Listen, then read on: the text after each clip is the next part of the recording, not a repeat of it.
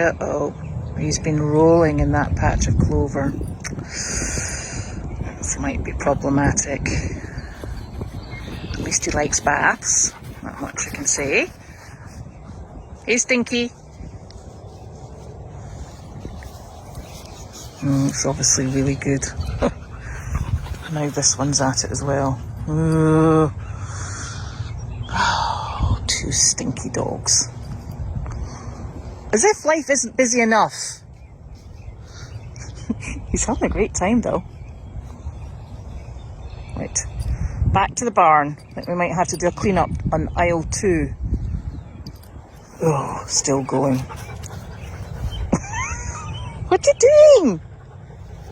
Come on, wee love. Julius, is that a good patch? Huh? Right, let's go.